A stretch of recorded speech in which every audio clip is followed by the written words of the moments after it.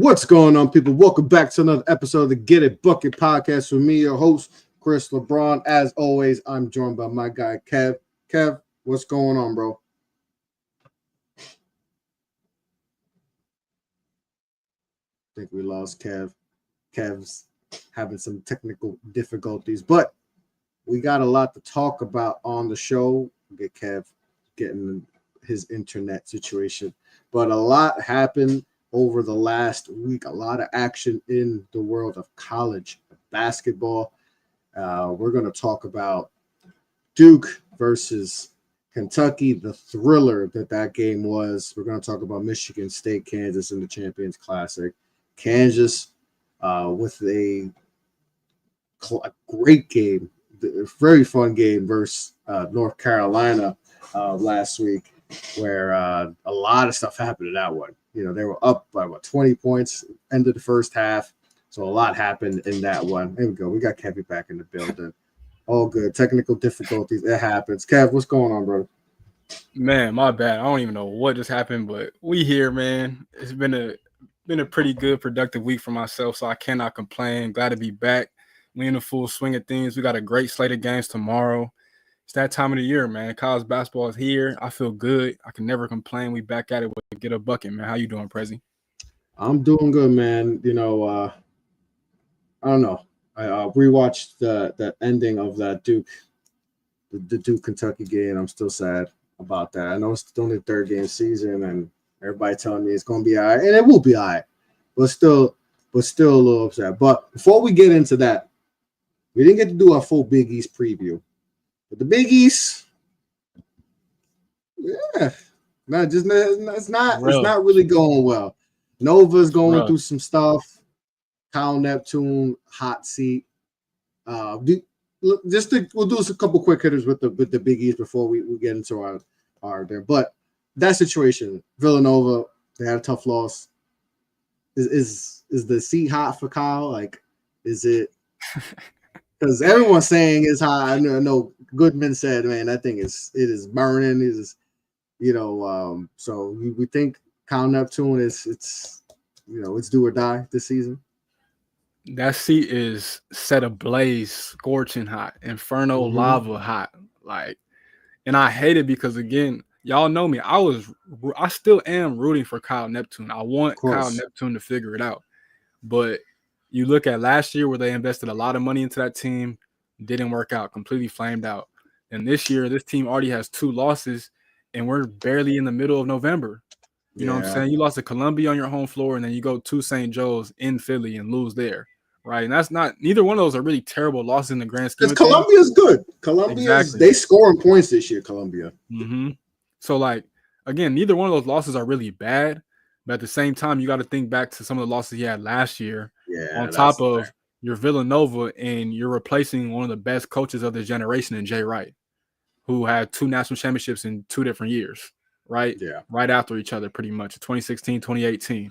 So, like, it's just tough because, again, the talent is there. Like, Eric Dixon, if you just took Eric Dixon and put him anywhere else, he's one of the best bigs in the country. And he showed he's one of the best bigs in the country. This is one of the few dudes that we've seen in the Big East absolutely dominate Ryan Kalkbrenner. I've seen him go at Ryan Kalkbrenner and just make him look like he wasn't even there. And not too many people can say that. He's probably the only big man in the country that can say that. So, I mean, you look at this roster, Jameer Brickus, Chris Parker, all these guys, Jordan Longino.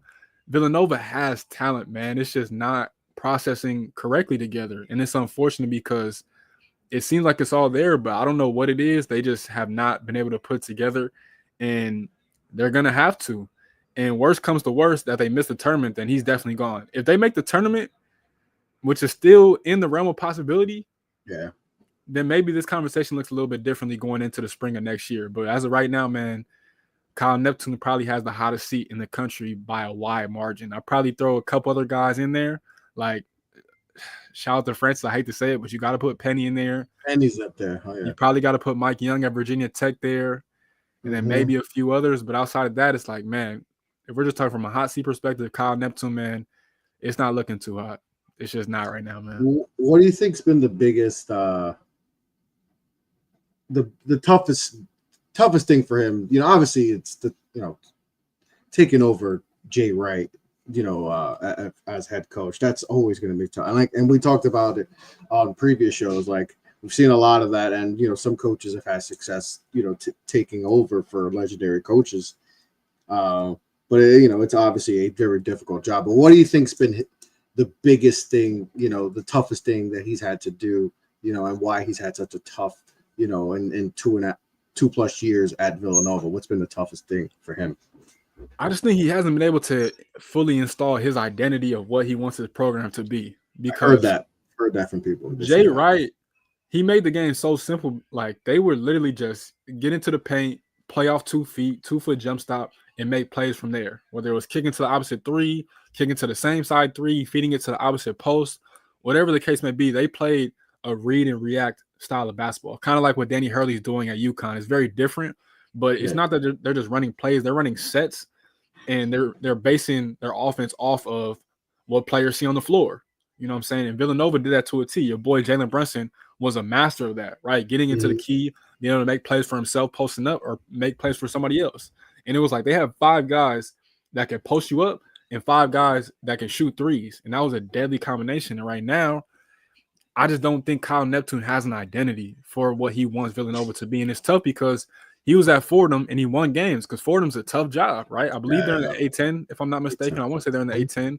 And that's one of the tougher jobs in the A-10. The A-10 has some good schools, Dayton, VCU, some real programs out there, and St. Louis. And so for him, I don't know, man. Again, that's probably the biggest thing is when you're taking a job like that, you cannot worry about having to, I don't want to say copy, I'll say mimic who you replaced. If you're John Shire, you don't want to be like Coach K. You want to have your own recipe. You want to have, obviously, you want to take some things here and there from him. For the most part, you want to instill your own style of play. And I just don't think Kyle Neptune, whatever he's trying to preach, is not fully being received by the players because as you see right now, it looks like it's a lack of communication.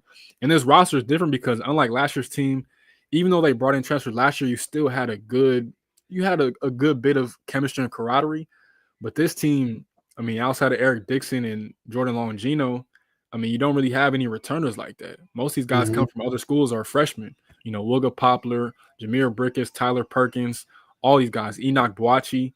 So it's just tough, man. I feel bad for him because, again, I was rooting for him. But right now it's just, again, when you're at a school like Villanova, the expectations are sky high. And they invested millions of dollars into last year's team. I probably think they did the same thing in this year's team. And it's just not clicking. And so luckily, it's early in the season. It's only November 14th. Again, both the losses they had aren't really terrible unless St. Joe's is absolutely flames out in the A-10. But, I mean, year in and year out, Columbia is a pretty good team in the Ivy League. But undefeated. Exactly. So now it's just about, bro, you learn from these losses. You finish out the rest of your non-conference schedule tough, and then you go into the Big East and try and make as much noise as possible because, honestly, from what I've seen, the Big East is kind of wide open right now.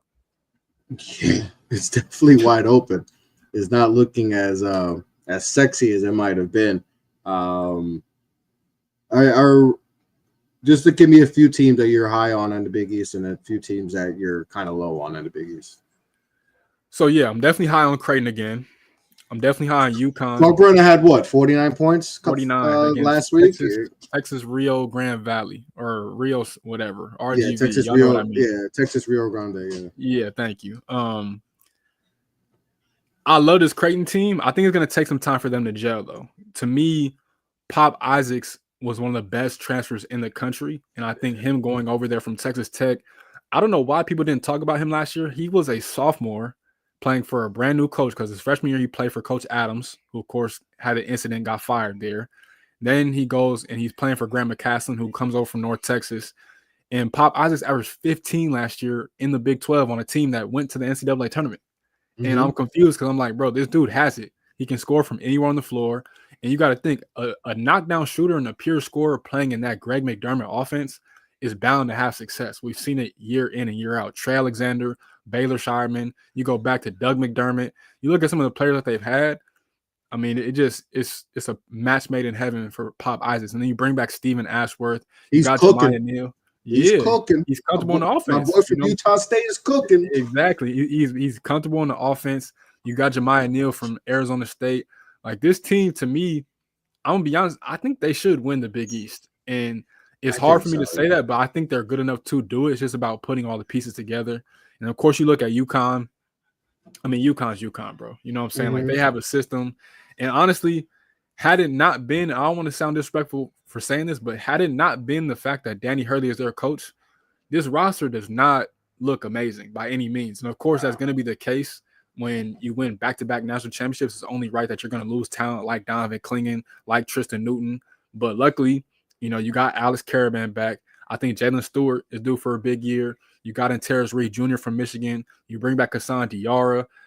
McNeely, I'm still suspect on Aiden Mahaney. A lot of people love getting Aiden Mahaney, but he's been struggling so far. We'll see if he turns it around coming over from St. Mary's, but I was not a big fan of his, me personally. I thought he was much better just being in the WCC playing at St. Mary's, but that's another conversation for another day. But Liam McNeely, 5-star prospect, was originally committed to Indiana. They're able to snag him, get him over there.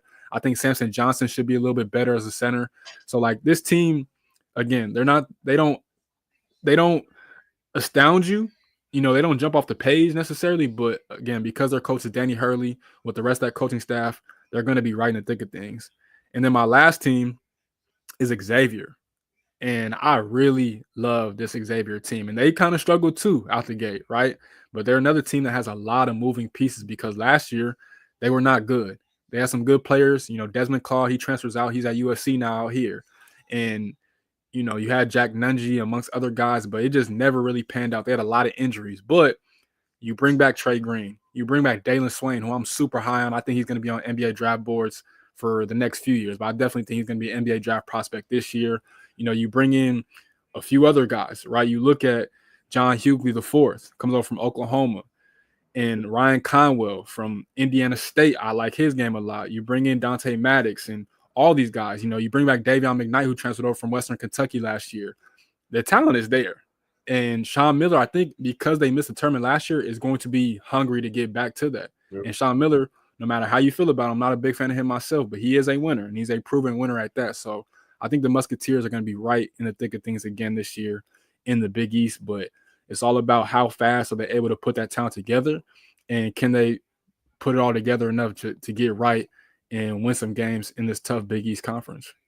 Yeah, I thought Butler would be. I know it's early, but I thought Butler would be a little better. But they had a slip up, and they're finding it tough to score the basketball.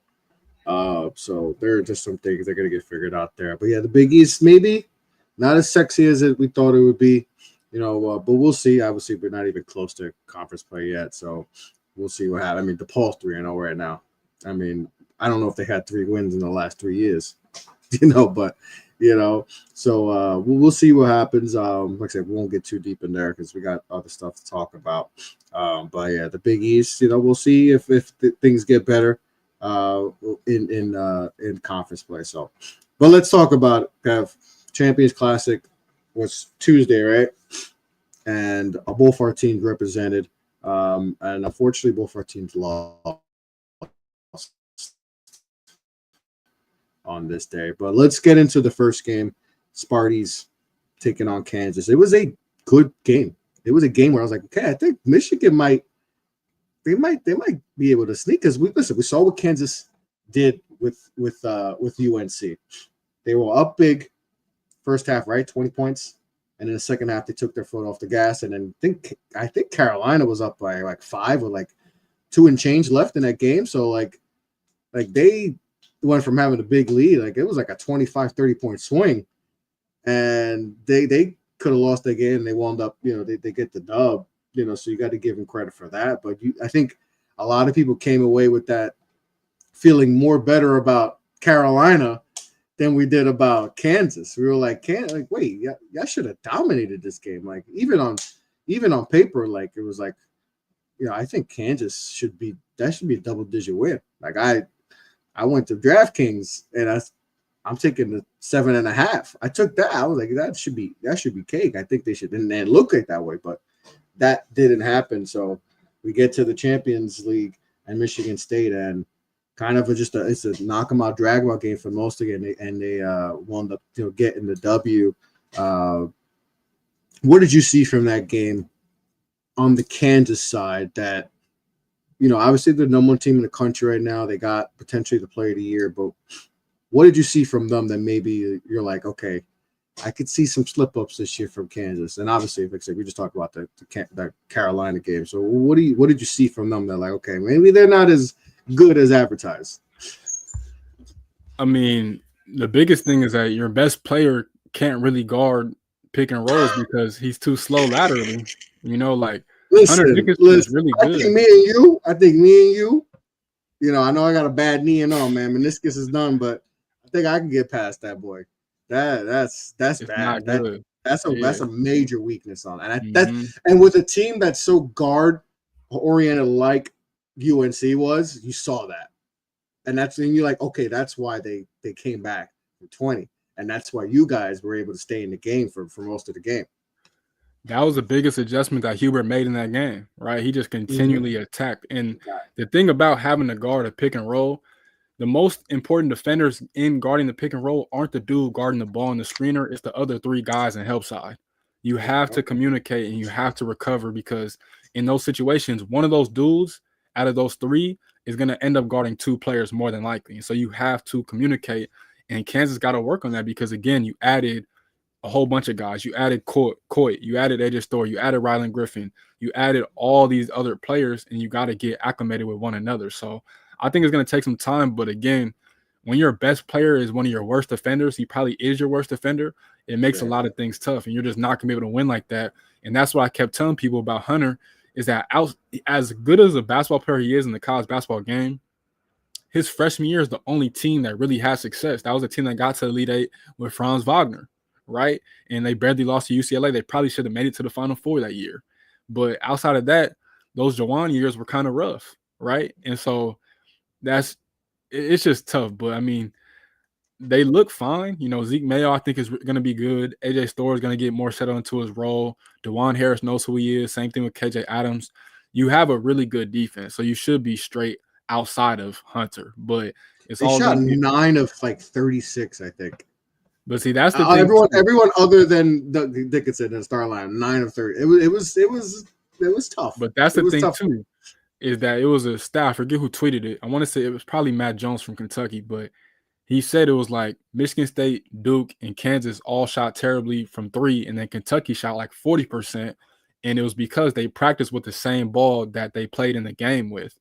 And I don't know why the NCAA does this. I guess because different schools have different brands. But yeah, they showed the ball. It was a different ball. So I'm just like, I'll never understand. Right? There was a design on it. Yeah. So all that stuff just kills me, because it's like, bro, play with the same rock for the most part. And again, I understand some schools are Nike, some are Adidas, some are Under Armour. So you're not going to have it just the same all the time. But if you know that's the case going into it, then make sure other teams are prepared. But that's a whole different thing. But I think Kansas will be fine. To me, I think they're clearly top 3 in the Big 12. I mean, after, when you look at Houston, Iowa State, Kansas is right there, in my opinion. I think they're better than Baylor. I think they're probably better than Arizona. So they shouldn't be too concerned about it at all. It's just about, again, when you have all these pieces, new pieces at that, all these do have to understand, what is Bill Self teaching us? What does he want us to implement on the court? How do we add value to this team? Because last year, AJ Storr was just the best player at Wisconsin. He'd get the ball in his hands whenever he wanted to, go make a play. He didn't have to worry about making guys better. He didn't really have to worry about defending like that. He just had to go get his. For Kansas, if you're trying to win a national championship and they're investing all this money into you, you got to understand your role. You got to make the important plays. You got to hustle, all these things. And he got into a little foul trouble in this game because of Frankie Fiddler, but I thought he was solid. But Kansas, they're going to be right there. They'll be in contention for number 1 overall seed on Selection Sunday. And again, the biggest thing is just with Hunter, man. You got to figure out a way to help him out on guarding ball screens, because it's getting picked apart right now. And you go back to last year when their season ended, that's all Gonzaga did. They put him in that role replace action, and he could not do anything. And when your best player is a liability, it's like, hey, he's getting 30, but he's also giving up 30. So what do you do? Yeah, and that's why Flory is going to be important for them.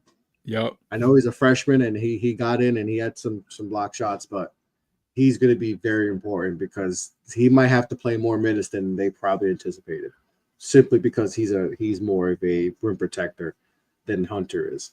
And if Hunter gets in foul trouble, you're going to need that. So I think he's going to be important. But yeah, they had other than Dickinson had a tremendous game, 28 and 12. Everyone else on the starting lineup struggled, but he did his thing, and that's kind of how they roll. They need the big man to to do his thing, and he did his thing. But on your side, it's going to be tough to score for you guys this year. It seems like it's going to be tough, but there's still some good things to take away from this. Yes, you lost, and listen, losing sucks regardless of where your team's at. It does suck when you lose, especially in a game like this where you're like, man, we a couple things, possessions go our way. Maybe we can sneak in and get the dub. But what did you see from Michigan State side that makes you feel good and makes you kind of worry too? I'll start with the worries and I'll go with the feel good. The worries is the main thing going into the season was Jaden Akins going to be ready to go from a role player to the guy, right? Yeah. And I think he only had 2 points in this game. It just can't happen, especially when I think he had 20 in his first game and then like 10 or something in the second game. Didn't really matter because we blew out Niagara. But in these big time games, you're a senior. You've been here for 4 years now. Shot 1 of 8. Exactly. And some of that you got to give credit to Kansas defense, but at the same time, he had some good looks. They just weren't going down. I remember he had a transition 3 in the corner he missed. He had a good kick out from Jace Richardson that he missed. He had a dunk that he should have made that was wide open that he bricked. So I'm like, you got to be that guy. This is your year. This is your time. You've waited your turn for this exact moment. Now you got to show us. And this was the perfect opportunity to do so. And it didn't happen, but luckily it's early in the season. And that's one starter. If he plays a little bit better, I mean, we probably go to overtime at the least or probably win the game. You know what I'm saying? Xavier Booker, another guy, starter, only played 13 minutes. All were in the first half for the most part, I believe. Barely played in the second half, 0 points. And I love Xavier Booker, and I'm rooting for Xavier Booker because I'm a Michigan State supporter. But for him, the next level of his game, Jay Billis said on the broadcast is that he has to play more physical. But I think it's more so he has to learn how to impact a game when a shot isn't falling. And he did not hit a 3 in this game. He struggled. And he had a lot of good looks again, too. But you got to do the little things. If you're not going to hit shots, then you got to get to the rim. You got to try and get to the free throw line. You know what I'm saying? You got to be aggressive. You can't just let your shot making dictate your game. That's one of my biggest issues with some of these NBA players right now. Just because the ball is going in or out, that's going to happen.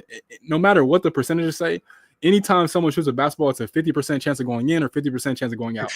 Point really is, right? It's always 50-50. Yeah, it's always 50-50. What people say. You've seen broke jump shooters hit the most inopportune shots at the craziest times all the time. All the time, bro. Tyrese Halliburton. Exactly. So it's just, to me, I got to see him take that next step. And luckily, he's in a great situation where we don't need him to be great by any stretch of the imagination. But if he's hitting shots, he takes our offense to a completely different dynamic, and it makes other guys' lives easier. And so those are my only 2 things. I thought our defense was really good. I thought we did a great job of stalling out Zeke Mayo. He made some plays on the stretch, but I thought we did a good job containing him. But the good is Jeremy Fears and Jace Richardson look amazing. I mean, Jeremy Fears didn't even score like that, but his facilitating was next level. I mean, this dude, if we make shots, he probably has like 13 assists in this game. If we make half our shots that we missed, he probably has like 13 shots. And I think he's going to end up averaging probably like 8 points and like 11 assists, honestly. Like, I think that's going to be his stat line this year. And so that was promising. And then Jace Richardson, man. I mean, this past week, I think my biggest takeaway just from the week was these freshmen, bro. Now was going to be my next question is, how did you feel about your youngins? I mean, Jace, bro, he just plays like he's been here before. And I think that's the most important thing about his game. And I hate to say it, but Jaden got to take some notes, because when you look at some of his buckets, it's not about forcing anything, right? He gets the ball and he goes, right? He had a layup where he took 2 dribbles from the 3-point line, contested, made it. He had the N1 3-pointer going into the half to kind of give us some momentum going into that next half. Like, Jace just has that pedigree. Of course, his pops is Jason Richardson, so it's in his blood. But I mean, Jace is that dude, man. And he might end up being a star this year, but for damn sure, he's going to be a star next year. And I cannot wait for that. But he's going to be a big-time component. And I think, again, the best thing I love about this team that we haven't had in the past few years is depth. Because you look at our bench, you got to think our bench rotation is Jace, Trey Holloman, Cohen Carr, and Jackson Kohler. And Jackson Kohler is our best big man. And I thought Jackson Kohler played a really good game. Exactly. And I feel like we didn't even give him enough post touches. I thought he should have went in the post more. We did it a little bit more in the second half, but he should have got some post touches in the first half. He was settling for threes too as well. But I think our bench is going to separate us, especially down the stretch and going into March, a lot. So I actually love this team. And I'm higher on us now than I initially was going in. Because going into it, I was like, all right, this is just going to be a culture changing year. Get back to what we do. But now that I'm actually looking at other teams, especially in the Big Ten, I mean, I'd be shocked if we finish anywhere below 4 or 5, to be honest. I think we're going to be right there in the mix of things because you got to think Jeremy Fears is only going to get better as the season progresses. Jace Richardson's only going to get better. Now, can we get that production from Jaden Akins and Xavier Booker? I thought Frankie Filler was solid, but I want to see him be a more proactive scorer, not just look to get to the free throw line. Because he got to the free throw line, I think he made every single free throw he shot, but I still want you to be aggressive and looking for your jumper. So I believe eventually he'll get more comfortable and figure it out. But all in all, I thought this was a good performance. Like you said, we had a chance to win the game. We just didn't. It was a few mistakes, few turnovers, a few defensive lapses that cost us game. You had the Rylan Griffin 3. You had the AJ Storr 3 that kind of hurt us with the DeJuan Harris pass off the baseline. It was a few different things. But, again, we were right there, marginal loss. And I think playing in games like this only gets you better for March. And honestly, as we go into y'all game versus Kentucky, when you lose games like this, it teaches you more than if you were to win. And I know fans hate to hear that, but it's always a good learning opportunity because it just is. So I'm not too mad. It was a good overall game, but we both shot like terribly from the 3-point line outside of that. Yeah, you guys shot. And it's something we talked about last year, the early struggles with the 3-point shooting. And, you hope that's not a continuation, but it's, definitely something. But like you said, it sucks losing. It really does.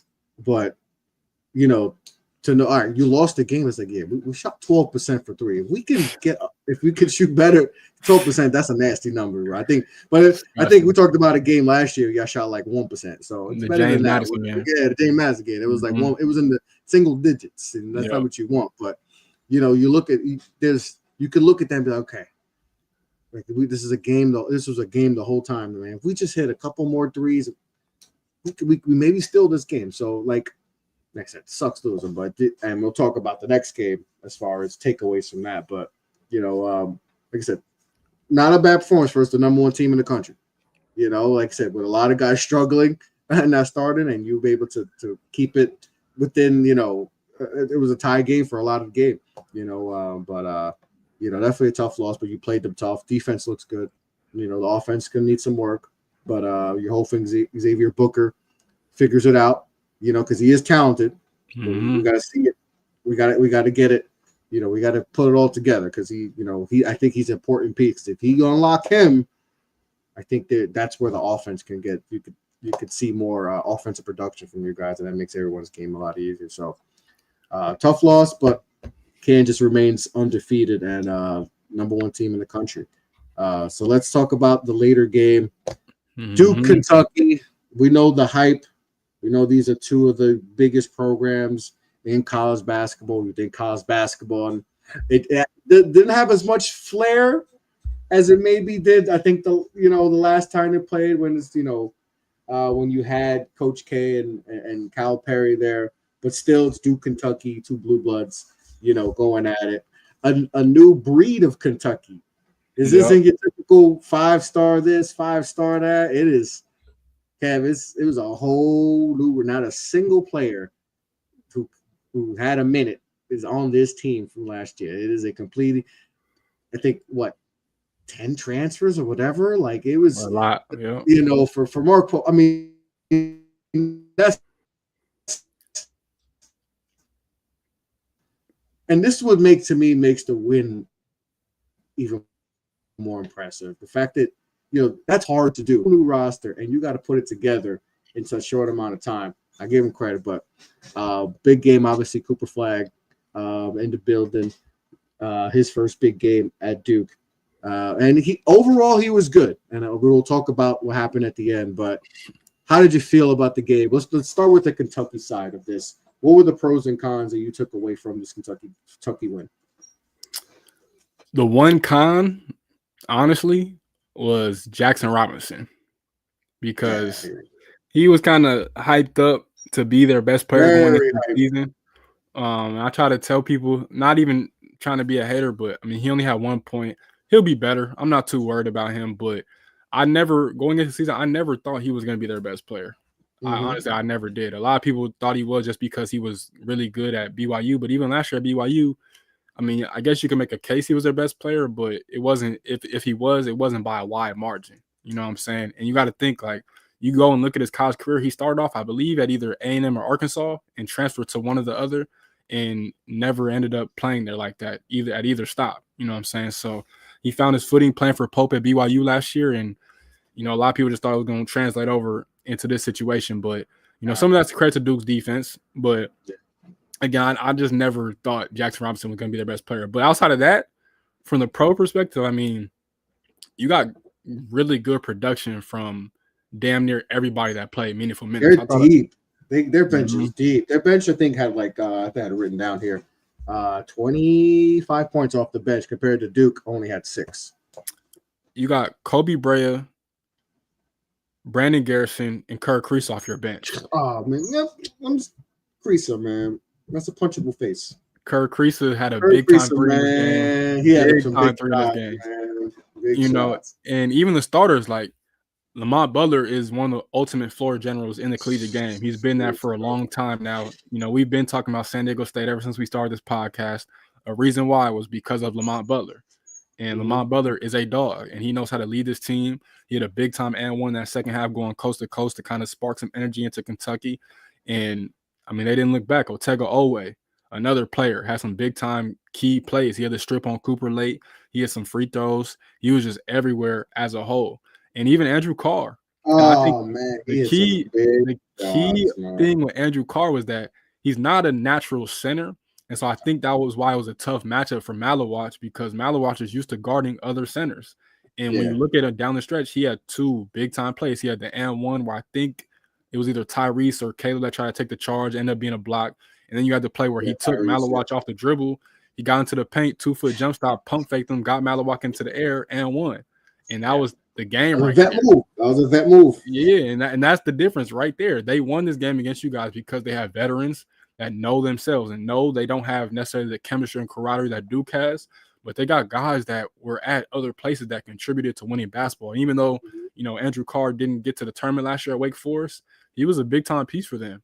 And it's translating greatly to Mark Pope's system. And you got to think, too, Mark Pope has an elite coaching staff. That's one thing I did not take into account going into all this because I didn't really just pay attention at all. But they got Jason Hart. They got Mark Fox. They got dudes. Alvin Brooks was on Baylor, won a national championship with Scott Drew. So, they got some dogs over there on the coaching staff and on the team. But I just think as a whole, I mean, again, you look at this team, they just know how to play. And I think it's only going to get better for them because, again, they haven't played like that. But in this game, they were not rattled. I think you guys were up, 9 at halftime, if I'm not mistaken. And, they cut into that rather quickly in that second half. So I just think, again, Kentucky's experience won out over the youth of Duke. And Kentucky took advantage of some vital mistakes of Duke's at the end of the game.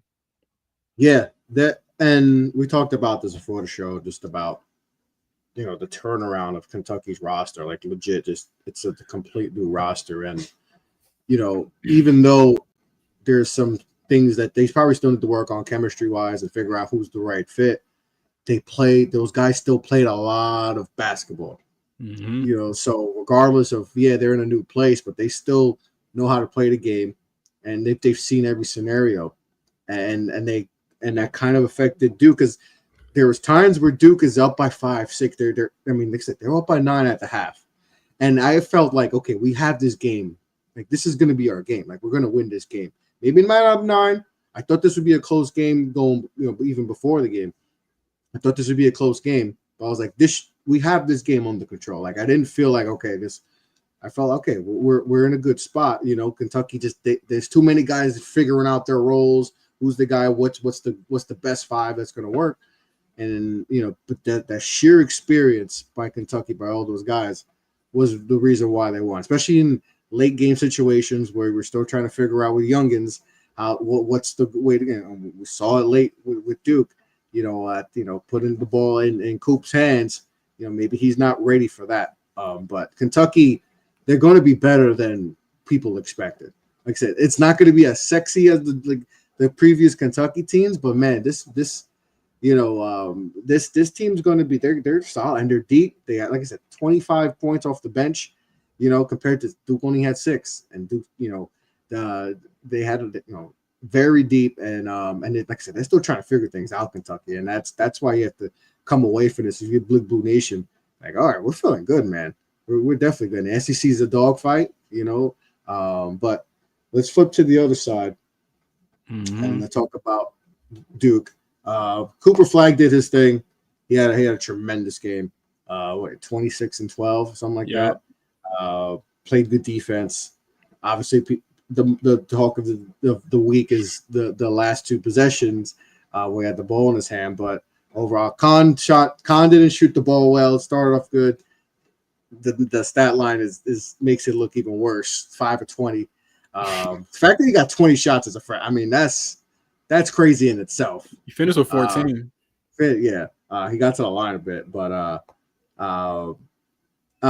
Caleb did not have a good game either. And I think I know that the talk is Flagg, but I think the next big talk is the point guard play, because I felt like that was why Kentucky kind of won the game. I felt like the point guard play wasn't up to par, and it felt like Caleb was just overthinking and just not getting to his spots, and I think he shot 3 of 9. It just wasn't good. He didn't play good at all. So Malawach in and out of the lineup. Corey cramps, lower leg injury. I know he got they fell on him at one point in the game. He fell on his leg, so he was out for a little bit. But I think he showed his potential in this game. He's still very raw offensively, but he definitely showed some of that paint presence in this game. But still, Duke, I think one thing I took, not deep. And we talked about before, like there's some freshmen that we thought were going to make more of an impact, and didn't and haven't so far in this young season. But what were your biggest takeaways on the Duke side, pros and cons that you saw from this game? The pros was, I thought Tyrese Proctor looked as comfortable as he's ever looked. I mean, it felt like every shot that he put up was good.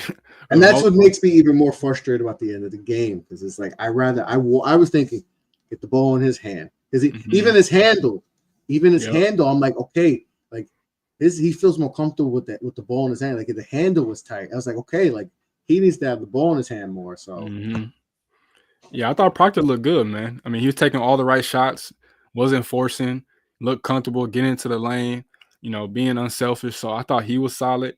I mean, Con Knipple, again, the first half did everything you really wanted him to do for the most part, right? Second half, he kind of came back to earth, but again, as a freshman, you got to live with those mistakes. He'll get better as the season progresses, no doubt about it. And then Cooper Flagg was Cooper Flagg, right? Leading out in transition, getting block shots, having a highlight play. Well, he started off the game with a dunk, right? Like he was just everywhere. So you can never knock that. And I thought you got pretty good production from everywhere else. I think the biggest thing going forward, though, I think Mason Gillis is going to have to play a little bit more. He only played 14 minutes. That's what was tough, too, was Sion James getting hurt with the shoulder. Yeah. He got on that that was a monster screen, man. He got hit on that getting screen. Hurt because he was playing tough. He was playing tough defense. And I think that's another guy. If he plays, maybe we're talking about a different outcome. Yeah, and you're going to need those guys to play, right? Because they're both tough. They're both experienced. They both play winning basketball for the most part. Sion was at Tulane. Mason Gillis was playing in the national championship game last year at Purdue, right? So for the most part, I thought you guys looked pretty solid. Like this Duke team is as good as advertised. Got some things to work on, but we expected that. It's a young team. For the most part, your vets are Caleb and Tyrese. And Tyrese is a junior, but he's still younger. And then Caleb's a sophomore. So that's what a vet is at Duke nowadays. That's what it's always been, for the past few years. But, I mean, not a bad loss at the end of the day. Some people were kind of mad. Again, you look at those last 2 plays. All I'll say is, yes, it's easy to judge it now. But even in time, I wouldn't have necessarily ran 2 isolation plays for Coop just because that's not really Coop's game. And can he do that? Yeah, can he do that? Of course. If you're a basketball player, your favorite part is going to get a bucket. No pun intended. But at the end of the day, I thought you could have done one or two things. You could have put him in a pick and roll action with Tyrese, Or you could have ran like a little flex action to get him posting up, because I think that's where he's best at, is posting up instead of facing up and going to work. I think his back to the basket game is elite, and he scored off that a few different times. And he's got that little, that little jumper, the little fit, like and even the possession. It was a minute left. He's working in the paint, and he gets to the cup, and he ties the game up. I think it was 72-70, and he ties it up, and he got a tough bucket, something like that. Instead of just like right now, because now they know how to, now they know what's going to happen, so that's more predictable. So again, you ran a lot of ISO for Coop in this game, and so I think Kentucky going into, I think Pope and his staff realized, hey, they're probably going to ISO Cooper in these situations, and that was exactly the case. He got ripped by Owe. He ends up going to the free throw line, and then he ended up falling out of bounds on the baseline the second time. So I think they'll clean that up. I think Shire, it's another learning lesson for him. Look, that's the thing too, though. Shire is in year 3, if I'm not mistaken.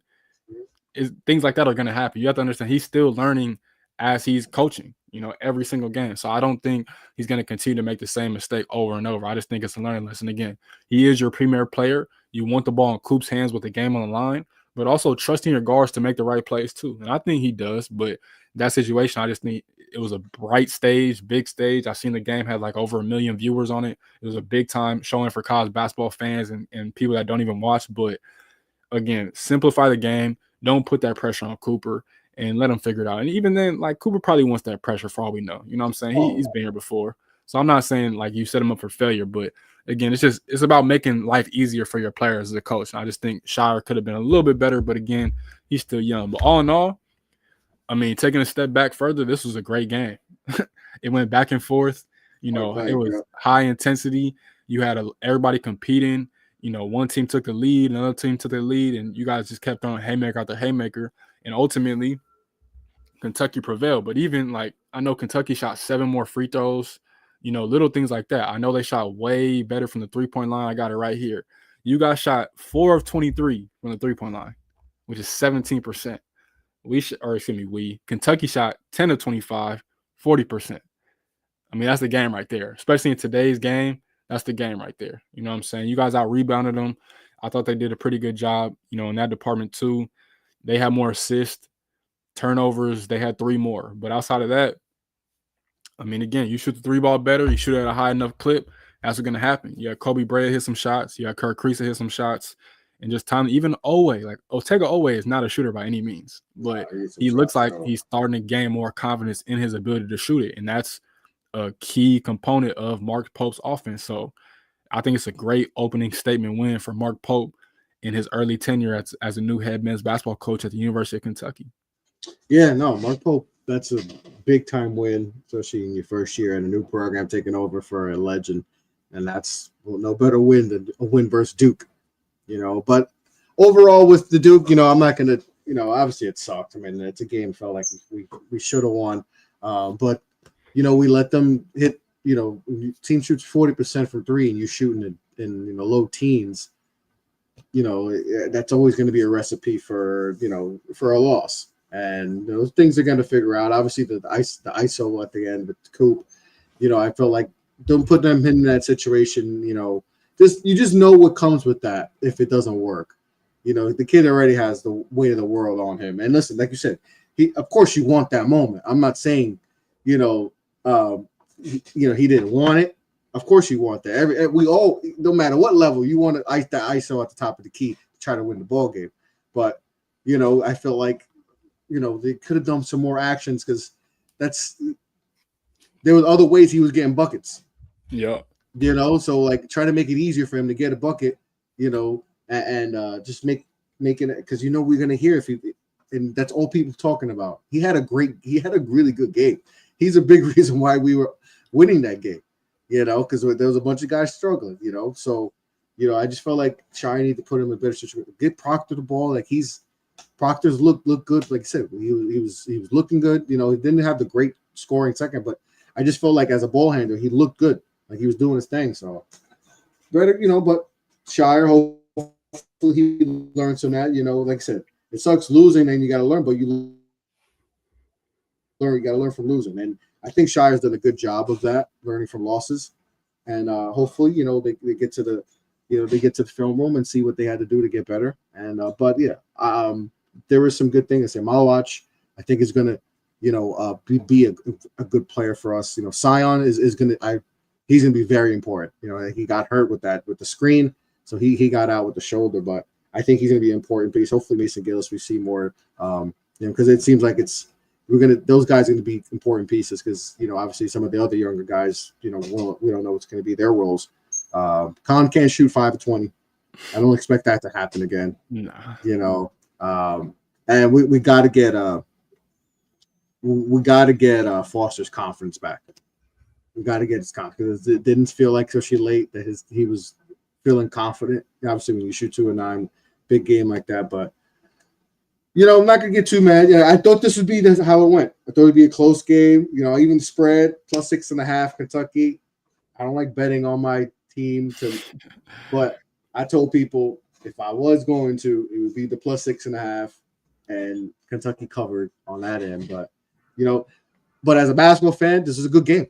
This is a really good game, man. It's back and forth. It's a really good game. And Kentucky Duke. That rivalry is definitely one of the better ones in college basketball, and it definitely lived up to the hype. So, sucks that we took the L, but great basketball game. You saw Cooper Flagg, play tremendous, and see why he's considered maybe the number 1 pick in the draft. But he's still 17 years old, still has a lot of room to grow. So there's still a lot of things he needs to work on his game. But you saw why the hype was there. And but yeah, well, definitely sucks, bro. Definitely sucks, but it's a long season, bro. It's a long season, man. We got ACC. We got to get ready for ACC play, in a few weeks. So we long season ahead. But that's why I like these big time games early in the season. Yep. I know it's good to get those wins versus whoever, South Carolina, upstate, these random schools, but. These games good. It's good for college basketball, period. Just so we get these big time games. What we saw Auburn versus Houston. Houston. And then that was a show in itself. Great game. Auburn has some shenanigans happen. That was wild. The fact that they got on the plane and then they were almost at Houston, and then there was some whatever was popping off because even they had coach on Field of 68, they're like, yo, what happened? They're like, I can't say. There's shenanigans happen. Can't say what happened. So, which is crazy because like you do that, you fight on a plane. That's not like, all right, slap on the wrist. No, that's like, yo, that's investigation. That's like because they had to revert the plane back. Exactly. That's how you know it's bad. That's how I'm like, all right. So it wasn't just like, yo, just a couple of dudes just play horsing around, just playing around. Like, no. There was hands had to be thrown, right? Something. It was a youngin and it was a senior and a freshman, right? Something like that. Mm-hmm. So some happened. There was some disrespect to some level, and then somehow because they say, yo, we got to take the plane back. I know we almost here, but we going back.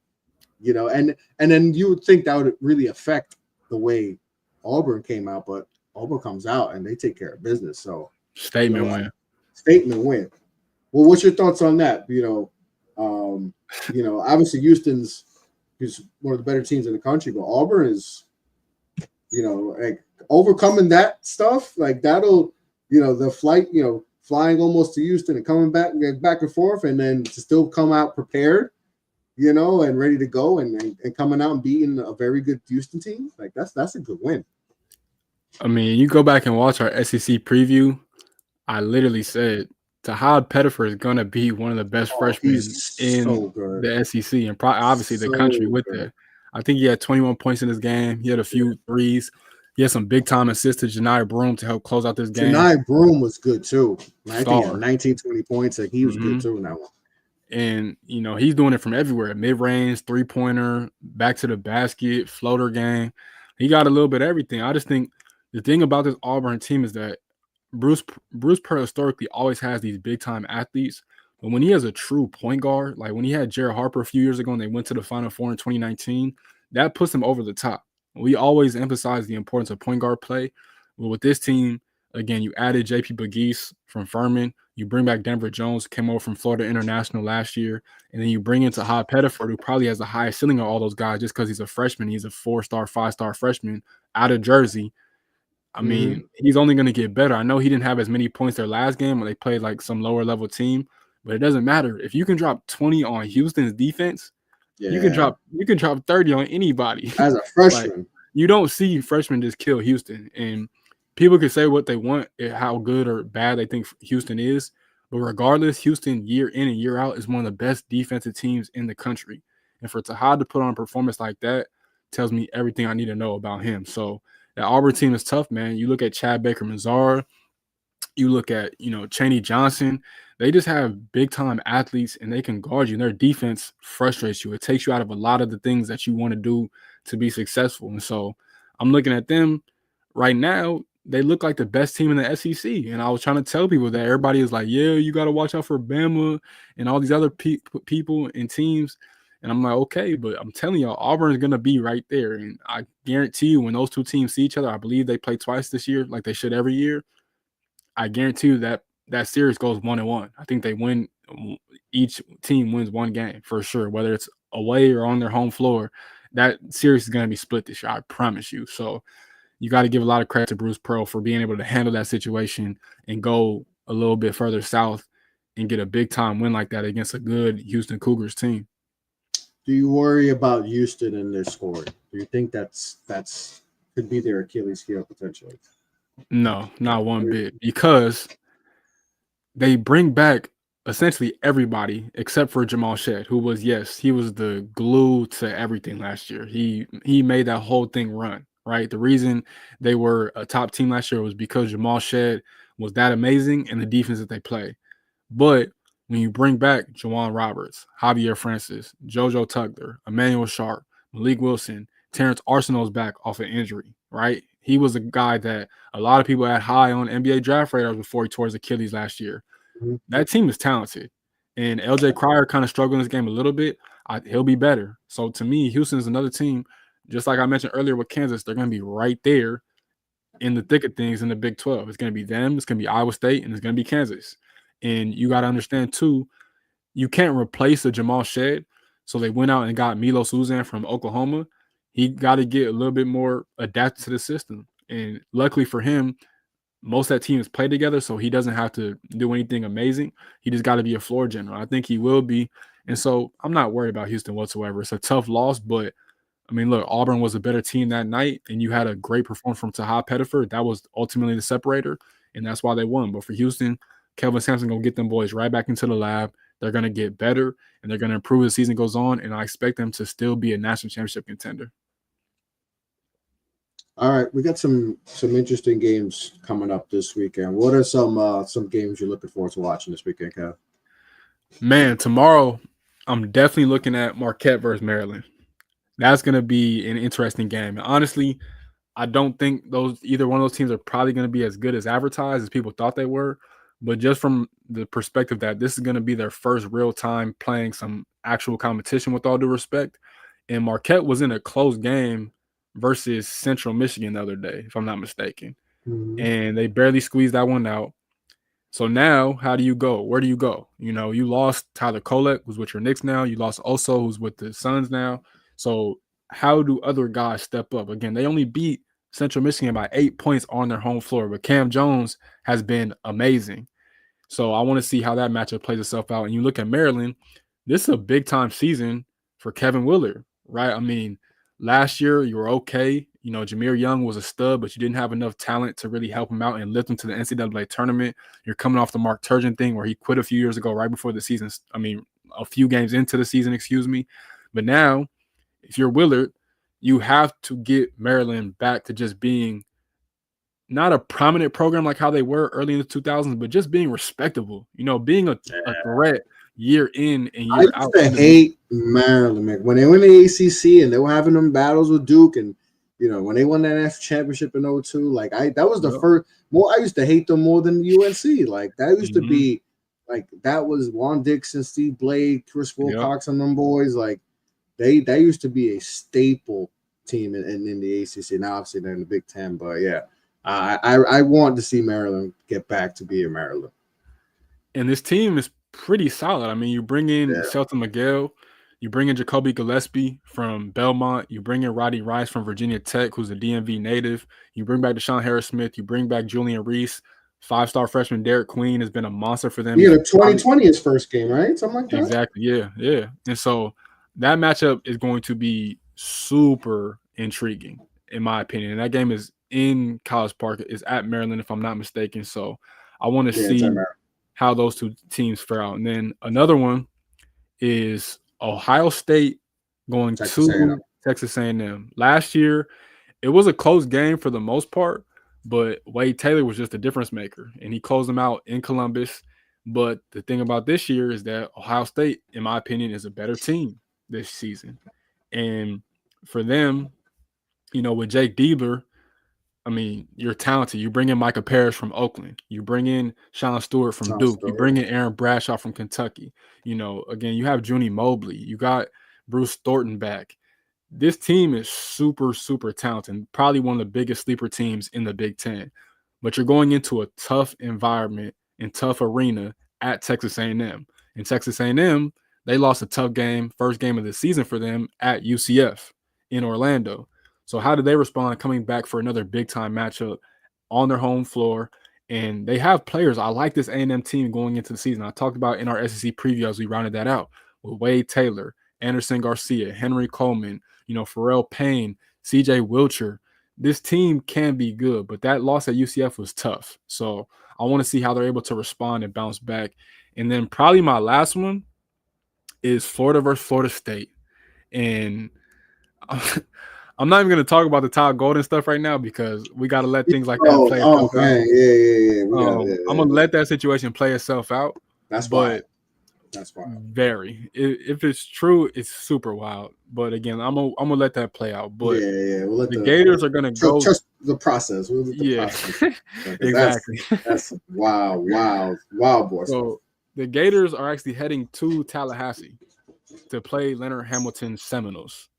And the Gators have looked okay so far this year. They beat USF to start the season, and they have some players. Obviously, Walter Clayton is back. I'm a big fan of Ruben Chinyelu, who transferred from Washington State last year. You have some solid pieces on this Gator team. And then for Florida State, we talked about it multiple times. Can they get back to what they were? And they were lucky enough to bring back Jameer Watkins because Jameer Watkins, he could have went to the NBA or he was going to transfer out. And luckily, they were able to snag him back. So I want to see what they have. Right, yeah, because he was supposed to transfer out again, and he wound up coming back late. Yeah. And so Florida State is in a very tricky situation. I think they can win this game. Being the fact that this game is in Tallahassee again, they're going to be playing at Florida State. This is a game that they can win. I'm not saying they should win, but they can win. And for Florida, I want to see how they adapt to life without Zion Pullen, because I think Zion Pullen maximized Walter Clayton's game because it forced Walter Clayton to play a little bit more off the ball, and he didn't have to be that big-time playmaker. Zion Pullen was their point guard last year. Walter Clayton was their best player, but he was more of a shooting guard. Now you're kind of asking Walter Clayton to play both roles, and so who's going to step up for Florida and take that pressure off of Walter Clayton is my biggest question for the Gators moving forward. But I think those three games are three of the biggest games I'm looking forward to, and they all take place tomorrow. A game that might just be the opposite of a good game that might hurt your eyes is Virginia versus Villanova. Oh my god! We might have to take the under on that one. Smash the under on that one. Smash the under on that one.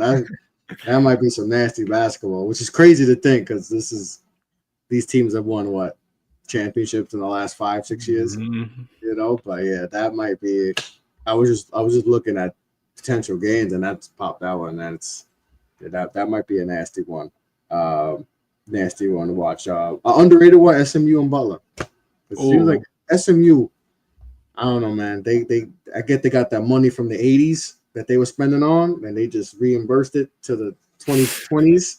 Because man, it feels like the football team rocking, and they getting players, and the basketball team. That feels like that's a whatever that word is looking, a hidden gem of a school that is going to be a problem in the next coming years in the ACC. And I think I like Butler coming into it. I know they got a Who they lose to again? Austin P. Yeah. I know that's Stu's club. That could be better, but we'll see with that. But yeah, some interesting games. One more real quick. My bad. Yep.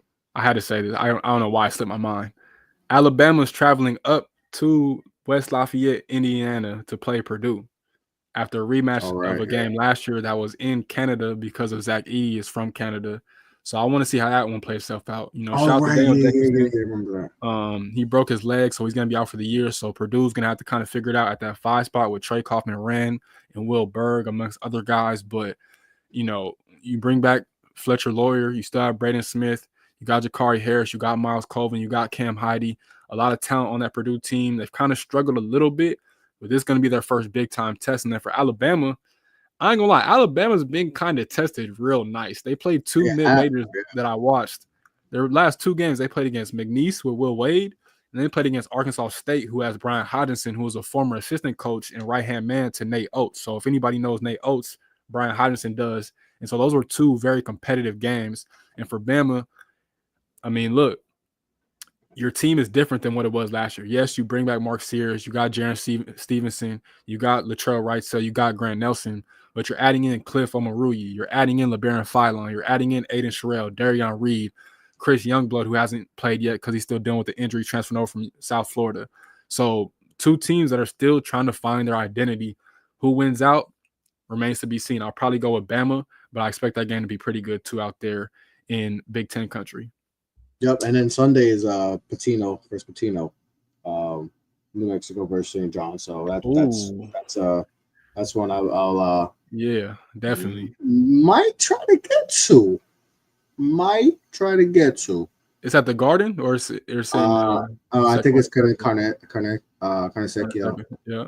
I gotta find out where. No, it's at the Garden actually. So got a feeling it's a noon game. I'm gonna look into that. I might have to be in the building for that one. Check that one out. But yeah, that's gonna be interesting. Simeon Wilcher's had a good start to the season so far. Facts. So this is his second year. He's definitely lived up to that hype. So that's an interesting one for Sunday. But anything else you got to say before we close out the show, Kev? Watch out for my Spartans, man. Watch out for Sparty. We're going to get better. You already know what the drill is. We might struggle a little bit early in the year, but we're going to pick it up as the season goes on. But all in all, I think, again, my biggest takeaway, you look at the freshmen across the country, man. Trey Johnson been lighting up at Texas. Trey Johnson. He saw all the hype, all the other freshmen going. He's like, yo, watch out. Yeah, he's looking like he's him. Like, Igor Demin, I mean, at BYU, stud. He might end up going number 1 overall. We've yet to see Ace Bailey take the floor. Igor's been a menace at BYU. Exactly. Ace hasn't played yet. He should be playing Friday, right? Tomorrow. They say he should be back with Dylan Harper. I mean, again, VJ Edgecomb's been playing pretty solid. He's only going to get better. I already mentioned my guy Jace Richardson, but a lot of these freshmen, Tahad Pettifer, it's a lot of talented, quality freshmen. Austin Noel down there in Georgia. Collins look good. McNeely's look good. So I think that's probably my biggest takeaway from week 1 of the season. That it's a lot of good freshmen across the country. I think it's a beautiful thing to see. So, stay tapped in. You already know where to find us. Again, the season's only going to get better and better. We're going to get closer to these holiday tournaments. Y'all enjoy your holiday season as well too. Stay safe out there. But again, man, this is going to be a fun college basketball season. I can kind of feel it. It doesn't feel like it's any great team out there right now. Eventually, somebody will separate themselves, but it's going to take some time for that to happen. But just stay tuned. Yes, sir. There's a nice balance going on. It's early, but some fun games that we've seen so far this season. Some interesting storylines. The Auburn thing is still wild to me. They fight on a plane and they still go out and beat top 5 team in the country. So that's impressive, and that shows how good they are, regardless of who's fighting or not. But yeah. We will be back. We'll recap the weekend games, either Sunday or Monday for you guys. So appreciate everyone who tuned in, and that's it, man. Kev, we'll see you. We'll get on, and we'll either Sunday or Monday recap the weekend games, and talk about what happened. So everyone, appreciate everyone tuning in. On that note, be well, be safe, take care, get a bucket. We out.